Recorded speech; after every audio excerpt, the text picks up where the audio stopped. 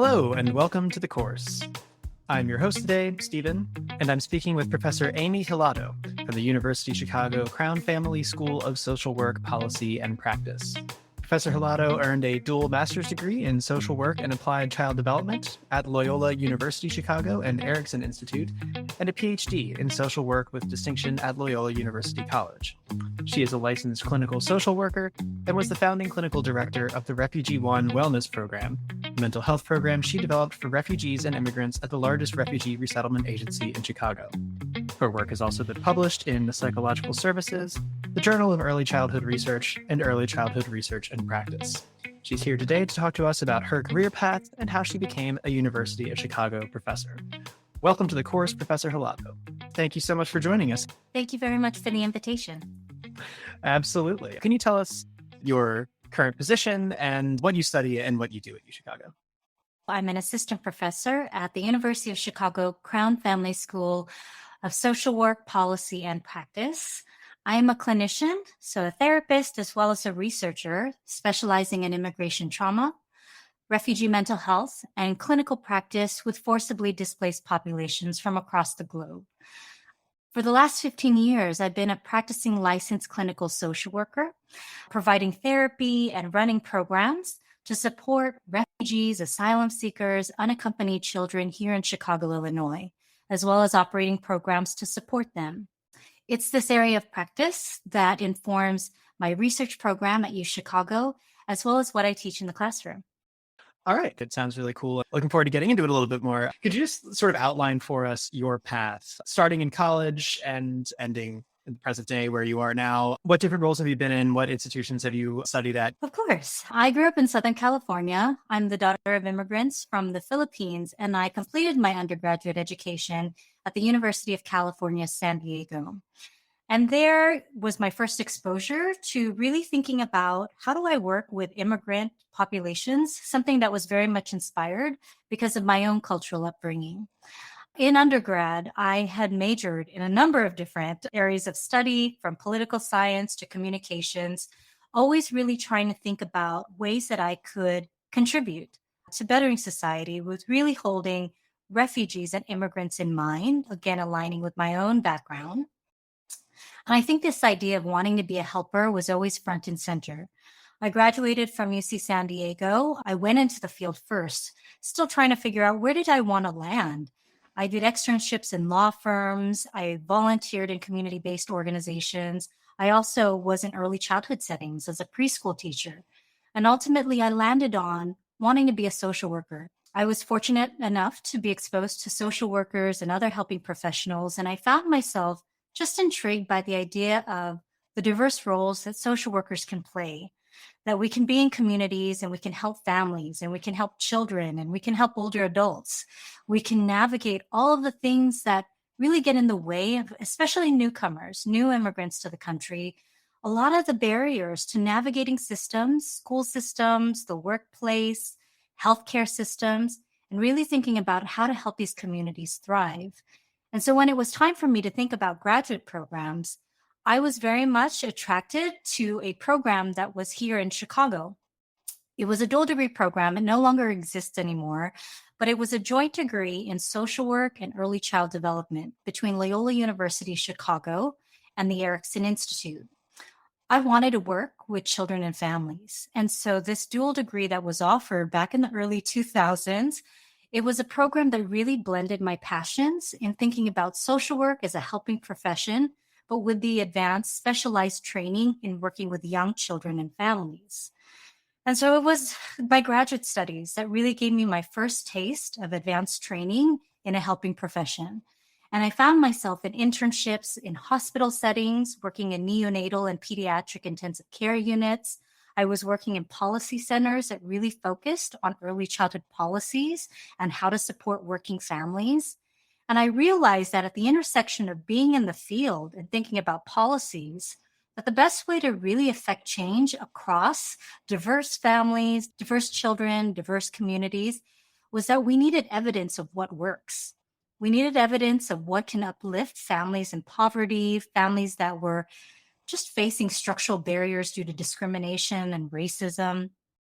And that to do that, I needed advanced skills in doing research and really exploring policy. And that's what led me to pursuing my doctorate. I then began my doctoral studies in social work at my alma mater, Loyola University Chicago School of Social Work. And upon graduation, I found myself in an opportunity to work in community based programs that were directly interfacing with refugee and immigrant populations. Throughout my studies, I really cared a lot about not only thinking about the practical supports that refugee and immigrant families need, but how we think about mental health, because that really does undergird how people live their lives, how they can be functional and thrive. And so a lot of my postgraduate experiences was really around direct practice, thinking about mental health care models, thinking about the systems that support new arrivals, and then going into the research that we need to understand what works best for who and under what circumstances, and then taking that research evidence and taking those learning opportunities, the direct practice learning opportunities, and training a workforce in the classroom. So being able to teach future social workers how to do this work as well. Interesting. And I mean, that was a thoughtful answer. And it sounds like you've been thoughtful about your choices throughout this journey. I'm curious, you sort of spoke about it, but was there a moment where you decided that in order to answer the questions that you wanted to answer and do the work that you wanted to do, that going into academia was the right move? And like, how did you decide on this specific path? Well, I think it goes back to I was in the field. If I was going to drill down to a specific moment, I would say that my time working in a hospital unit, in a pediatric and neonatal intensive care unit in a hospital, that direct practice experience that really, it just inspired me. It challenged me. I was in a hospital here in Chicago that worked primarily with immigrant populations and refugee populations. These were new arrivals who were rebuilding their lives in the US, in Chicago. Some of them had insurance, some of them didn't. Many of them did not speak English as their first language. And they were trying to care best for their young children who were in hospital settings with long term, pretty severe health conditions. And I remember being a social worker on the floor and thinking about some of the demands that were placed on these parents, why they weren't at visiting hours, they were supposed to respond to treatment requirements, how they were supposed to pay for these exorbitant medical bills, and just the feeling, the treatment that they received in settings that didn't understand their home circumstances, didn't understand their past experiences of why they fled their home country and were seeking care and opportunities to rebuild their lives here in the US. And it was family story after family story. As a social worker, I'm not the medical provider that's trying to stabilize health conditions. I'm there with the families to hold them Right. and to understand what is outside the issues with their child that's a patient in the hospital. What is their circumstances around them outside of the hospital unit that can keep them focused, keep them engaged, keep them just alert to the process, how to live their lives in the absence of a little one that is getting medical care. And I think that's really where the need for understanding, the need for evidence became so apparent. I would have conversations with other social workers on the floor, and I would say things like, if the hospitals understood that these families needed transportation funds to get to the hospital, I don't think that they would be as frustrated with them when they couldn't get here in time for visiting hours. Right. If, these hospital administrators understood that sometimes these families were working 2 to 3 jobs, and that's why even doing so, they were still struggling to pay the minimum bills that were required of them, that there were these larger social problems, public health issues, all of these different factors that contributed to why some parents couldn't visit their children in the hospital as readily as others, why they were struggling to make bills, why they were struggling to get to appointments. And I think that goes beyond the individual experience. That was a collective experience I saw. And I thought to myself, if there was evidence that if we can get more resources to these families, if we could do something differently, maybe we would see engagement in the hospital. Maybe if we had more trained staff that understood that these are populations that don't speak the language and they need information in home language to better support their children in care, maybe if we did that differently, we would see different outcomes. So all of these things that I was curious about, it all came down to what's the proof? What's the evidence that if we give these resources, if we provide this type of training to staff, that anything would be different? And a Mhm. lot of that really informed why I just needed advanced training on how do I think about theory? How do I think about research? How do I get that evidence that could move the needle in terms of policies, health policies, work policies, social benefits that could really support immigrant families? And over time, it went beyond just hospital settings. It's how do we support newcomer populations in general? So you were in these healthcare settings and you were seeing these gaps in understanding of what was needed and the resources that were provided. And then your motivation was, okay, let me, prove that there's a problem here and prove that we can address it. Am I hearing that right? Absolutely. And I think that it's interesting when you are on the ground and you're seeing it firsthand. There's something about hearing the stories of these families over and over again, that it wasn't just one isolated problem that this one family or this Mhm. one person was experiencing, but it was entire communities. And you just start to see the themes of what it's like for different communities to navigate systems and the barriers to that. And unless, again, I just learned early on that numbers matter, to be able to show the numbers that if you do something different, it's not just going to be this one family that's going to be affected or their life is going to be improved. We're going to be talking about 20, 50, hundreds of families that could potentially be changed for the better if we think about their needs differently and in a collective way. Yeah, absolutely. So, as you were acquiring this expertise and getting your advanced degrees, who were a few of the people who really helped you in that journey? I think about the road to academia, it's so much about an intellectual process, really a different way of learning and thinking about the world around you and being curious. But it's also very much an emotional process. I have to say that it is challenging yourself to answer questions that haven't been answered before, to ask questions that haven't been asked the way you want to ask them is both intellectual and an emotional process. And so if I think about the folks that drove me the most, that really were supportive, was just an intimate circle of family and friends that really provided the emotional support. Not that both the intellectual side wasn't important, but I was surrounded by people that can help. I think about my professors, I think about my peers in my doctoral program. These are individuals that were absolutely stimulating me intellectually, challenging my thought process. But in those moments of self doubt and wondering, like, am I answering the right questions? Am I going the right path? It was the emotional support that I received from that close circle that was so pivotal, reminding me that I did have the skills from the past, from past experiences to answer the tough questions, to lean in those moments of self doubt. And I think that was such a driving force. So professionally and personally, I think that those factors matter. And it's having that body of people to support you really did make a difference. I'm glad to hear that you did have that. Can you tell us a little bit about your role now? I mean, I'm not sure, but I guess it seems like you're sort of split between teaching and research and clinical work. How does your time break down? To be the type of professional that I wanted to be, the type of academic that I wanted to be, I really felt that I needed to be in all those three places to be in direct practice as a clinician, a therapist, to be a good teacher in the classroom, really a way of paying it forward and training the next generation of social workers, and contributing to research, really elevating the stories and the lessons we're learning in the field to audiences that go beyond just individual people and programs, but really thinking about the impact at a policy level and thinking about how we can see the impact of work, that good work that's being done in the field, kind of on a broader scale. And so, how I split my time, it's changed over the years, I will say. Over the last decade, I had an opportunity to start a refugee mental health program here in Chicago at the largest refugee resettlement agency. And it was such an opportunity to really think about how do you build a practice setting that really does take into account the lived experiences of forcibly displaced populations, refugees, asylum seekers, and unaccompanied children.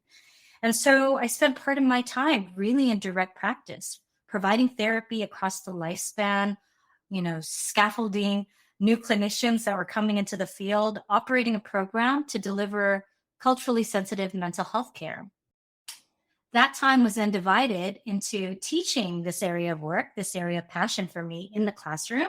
Before I was at UChicago at Northeastern Illinois University. It's a public institution here, a teaching institution where I was able to teach undergraduate and graduate students the ins and outs of refugee and immigrant practice and what it's like to work in community-based programs. And then simultaneously, my research really lived in my clinical world, that my research really was about the refugee mental health care program that I developed, studying the interventions that we apply, watching the trends of different global populations arriving in Chicago and across the country, and really contributing to what we know works best when trying to help the adjustment and mental health needs, so addressing the mental health needs and promoting healing in these populations. So it really was this trifecta of my world coming together. And I think all three really contributed to who I am as an academic.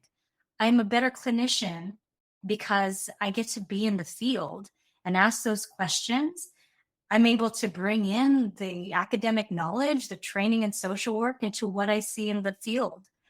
I'm also a better teacher because I'm actually in direct practice. I'm engaging communities in an active way and bringing those lessons into the classroom. And I'm a better researcher because I see the firsthand experiences of the populations that I'm so interested in. And it helps me thoughtfully craft the questions that I want to ask, how I think about interventions that could be supportive. And then all of this again circles back to what I can bring back into the classroom. I decided this last year that I wanted to spend more time doing research. As much as I love being in the classroom, I found that trying to split my time 3 ways was quite challenging. And I was just in that season in my life where after 15 years of clinical practice, how about we change kind of the dimensions, the equation of how my time is spent and really do more research. And that was the reason for the shift to the University of Chicago, to be in a setting that really could support research in my area of practice, still get to teach, but at the same time, it's just a different distribution of my time. And while I am doing more research, I still keep my hand in the clinical work. I think it keeps me grounded. It allows me to stay tuned to my research questions and how I really want to think about contributing to the field of scholarship that's elevating the voices of the people I work with in the field. Okay, I've seen you say that you look at your career as each sort of segment as a chapter in a book. So, one, I'm curious, why have you found that approach makes sense for you? And two, are there potential future areas of interest that you're hoping may be a future chapter? No, absolutely. I think that metaphor is so applicable to life in academia that it's easiest to think about my work without an endpoint. Because at every stage of my career, whether it was in graduate school, my postgraduate initial years in the field, to where I am now, this season in my life where I really wanted to dedicate more time to research, there is no endpoint and there is no final lesson. And so thinking about my life as a series of chapters allows for just the flexibility of knowing at each stage of my life, I'm going to learn something new. There's different areas, opportunities to grow. And with each chapter, we'll build upon the next, leading me to maybe a new set of questions and a new direction. At this point, I'm so excited about this opportunity to really reflect back on what have I learned so far, but it also sets a strong foundation for what I want to do moving forward. Right now, my work really focuses on how do you support newcomers here in the United States? So when I say newcomers, refugees, immigrants, asylum seekers who are looking to rebuild their lives here in the United States with safety and dignity. So much of my work has really thought about what were those pre-migration experiences, those experiences they had abroad, and how does that impact what adjustment to life in a new country looks like for all of them, based on the region of the world that they're coming from, the skill sets that they bring, the level of trauma that they've experienced before they arrived here. I think the next chapter that needs to be written is thinking about what are those experiences that happen abroad and what can be done in those spaces where people are waiting for a really long time before they get to their destination country, whether that is the United States or not. Many of the people that I work with in therapy, many of the populations that I observe and collaborate with through research, they speak about being displaced, leaving their home country and being in this third country limbo for decades on end. I think about the story of refugees. The average wait time for a refugee that was displaced, a person who flees their home country, gets to a designated resettlement processing center through the United Nations High Commission for Refugees. From the time they file an application with the United Nations to the time that they are eligible and resettled in the United States, the average wait time is 17 years. Wow. Many of the populations I've worked with have waited even longer. And so it makes you wonder, what was your life like in those years of waiting for a resolution? I see the back end experiences here in the United States with those years of waiting, the uncertainty, the worry about the future. And I think about, okay, what do we do here in the United States now that you're here? I do, again, going back to what the next chapter will look like, building on the lessons I learned about resettlement experiences in the US. I would love to hear and learn more about what can be done while they're waiting abroad in those decades of waiting for resolution, for immigration relief in any country, and how do we help those populations in that time. So many more chapters to come, and right now it's just exciting to be where I am now at the university. I don't want to get too in the weeds, but that is a shocking figure, 17 years. And since you do deal, with the trauma that these people have experienced before arriving here, I'm curious, generally speaking, what does being in limbo for that long, what does that do to people? I think it changes a person's sense of agency. When you're waiting for some sense of certainty, some sense of immigration relief that will help you start your life anew, it looks different by country. I will say that. Over the last, again, several decades, I've worked with populations that are coming from Central and East Africa, coming from Southeast Asia, coming from the Middle East. When I first started my practice, we were resettling refugees from South Sudan, Somalia, Eritrea, Ethiopia, and refugees that were waiting in camps in Nepal from Bhutan. They were waiting on average 22 to 24 years. And when I would ask them what it was like waiting, it was hard for them to come up with an answer. Waiting for a resolution, waiting in line for your daily ration of food, waiting in line for an opportunity to file for work. And so over time, that changes your sense of agency. It changes your sense of belonging, the worry about the future and whether or not you're safe.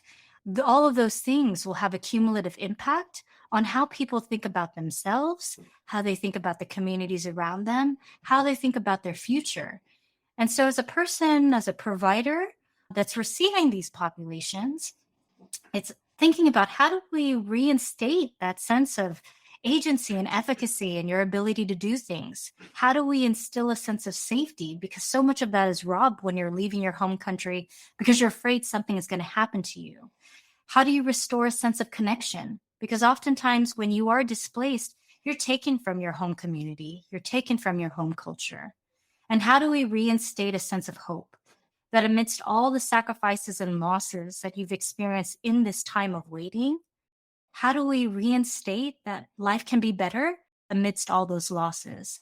That's a lot of what I do in therapy, in the clinical space, and it's also what I try to extrapolate through the research program that I operate. How do we ask the questions of reinstating these areas that are often lost when people are displaced for long periods of time? And it's something that we need to pay attention to.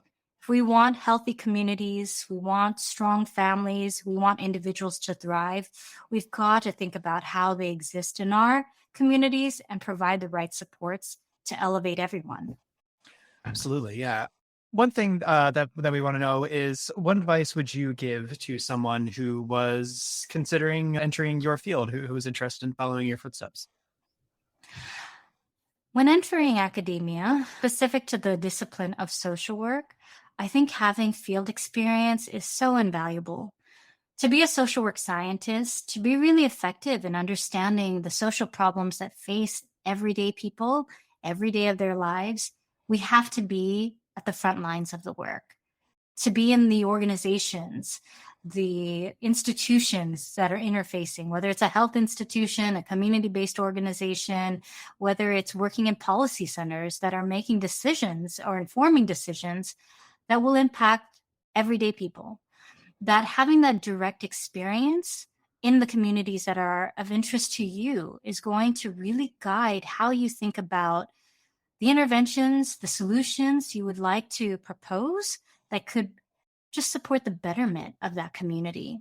I think it opens your eyes. It gives you a different lens to how people experience their lives in ways that make you more tuned in to the lived realities of people. And so that's my recommendation for social work scientists, that spend some time in the field. Your field of study with the communities you seek to understand best, be in community with them, whether it's a volunteer or paid position. Sit in the trenches with other professionals and get to know some of the challenges the workforce is facing. And I think all of these rich, direct experiences, they will inform what you do moving forward. If you ultimately end up in an academic research position, to never lose sight of the people that you work with. So to continue to spend time in the communities that you are researching, you seek to understand, to be a part of their initiatives, to really understand their stories, because we want to make sure that the questions that we ask, the things that we write about the community really do reflect the everyday experiences of the populations we hope to support through our work. Thank you. And yeah, I mean, it's very clear from your story how valuable that experience was for you. And you've listed a number of what sound like they were very fulfilling experiences. Our final question is just, what do you find most fulfilling about the work that you're currently doing at UChicago? I think it's this opportunity to blend my different hats in the field, that I very much value being a licensed clinical social worker that is able to provide clinical services, therapy services across the lifespan, and to be able to translate clinical knowledge into real community-based practice through my research. That a lot of my work is very much participatory in nature, that I reflect the stories in the field and want to bring back what we're learning from the field back into the communities that are experiencing the work every single day. That community improvements really have to happen in collaboration with the populations you're working with. So as the community, as the refugee and immigrant community tells me the things that matter to them, the things that they would like to see in the field, to use the evidence of what I'm learning in the field to inform policy, to inform programs, so that the direct beneficiaries of the evidence are the communities that are sharing their story. And that's exciting for me. It's always in partnership. It's always about elevating community voice. And this is just a beloved community for me, and it's work that I will continue to do in the decades to come. I'm looking forward to just having the university's support in doing this. It's a wonderful platform for me. Thank you, Professor Hilado, for your time today. Course takers, if you enjoyed listening to today's interview, please check out the other ones. Leave us a comment, subscribe, follow, or share this episode with your friends and family. You can find out more about the University of Chicago through uchicago.edu or the university's campus in Hong Kong through uchicago.hk. Stay tuned for more, and we'll see you around.